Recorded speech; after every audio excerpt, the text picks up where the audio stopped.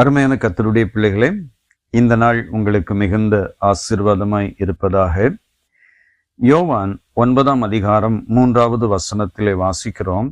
இயேசு பிரதியுத்தரமாக, அது இவன் செய்த பாவமும் அல்ல, இவனை பெற்றவர்கள் செய்த பாவமும் அல்ல, தேவனுடைய கிரியைகள் இவனிடத்தில் வெளிப்படும் பொருட்டு இப்படி பிறந்தான். ஆண்டவரிடத்திலே சீஷர்கள் கேட்கிறார்கள், ஒரு குருடனை பார்த்து, இவன் குருடனாய் பிறந்தது இவன் செய்த பாவமா, இவரின் பெற்றோர்கள் செய்த பாவமா? அப்படி கேட்கும்போதுதான் ஆண்டவர் இந்த பதிலை சொல்லுகிறார்.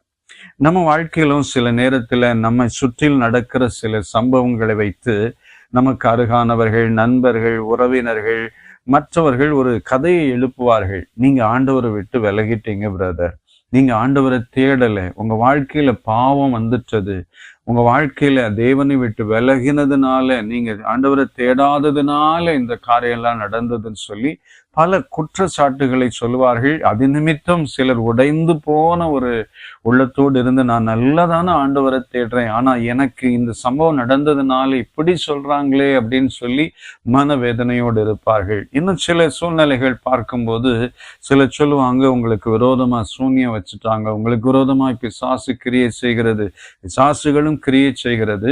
ஆனால் சிலருடைய வாழ்க்கையிலே தேவன் தம்முடைய மகிமையை விளங்க பண்ணுவதற்காக சில கோணங்களிலே கொண்டு போவார்.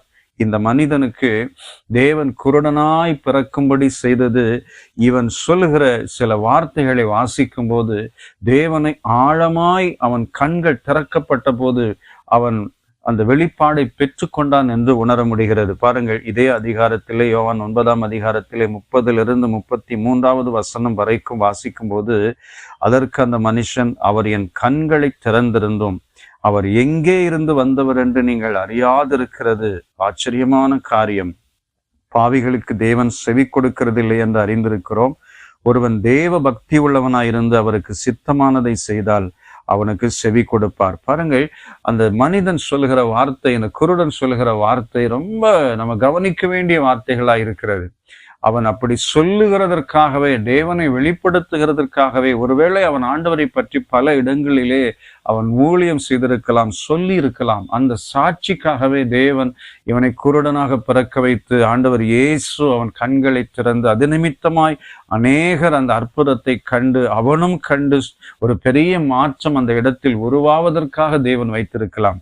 பாருங்கள், யோசேப்பினுடைய வாழ்க்கை கவனிக்கும் போது அவன் தகப்பனாலே தனியாக அனுப்பப்படுகிறான். சகோதரர்கள் அவனை பிடித்து குழியிலே போடுகிறார்கள், விற்று விடுகிறார்கள்.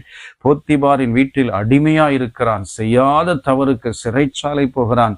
கடைசியிலே தேவன் அவனை உயர்த்துகிறதை நாம் பார்க்கிறோம்.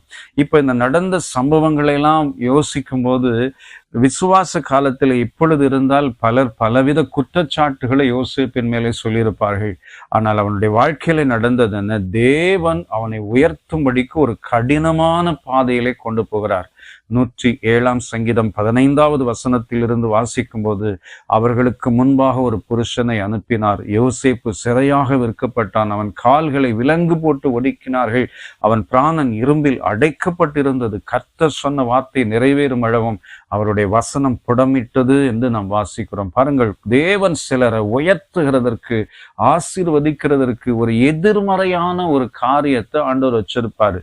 ஒருவேளை உங்க வாழ்க்கையில இப்ப நடக்கிற சூழ்நிலைகள் எதிர்மறையா இருக்கலாம், எதிர்மறையான ஒரு போராட்டமா இருக்கலாம். நான் நல்லா ஜெபிக்கிறேன் பிரதர், நல்ல ஆண்டவரை தேடுகிறேன், உபவாசிக்கிறேன், ஆனா என் வாழ்க்கையில ஏன் இப்படி நடக்குது, என்னால புரிஞ்சுக்க முடியல, எல்லாருக்கும் பல விஷயங்கள் நடக்குது, ஆனா என் வாழ்க்கை ரொம்ப அமைதியா இருக்கு அப்படின்னு கலங்குறீங்களா? கர்த்தருடைய மகிமை வெளிப்படுவதற்காக ஒரு பெரிய அற்புதத்தை ஆண்டவர் உங்களுக்கு வைத்திருக்கிறதற்காக சில நேரம் ஆண்டவர் இப்படி நடத்தலாம். நான் விசுவாசத்தோடு சொல்கிறேன், இப்படி நடக்கிறவர்களுக்கு தேவன் செய்கிற காரியம் பயங்கர ஆச்சரியமா இருக்கும். நான் நிறைய பேருடைய வாழ்க்கையில பார்த்திருக்கிறேன்.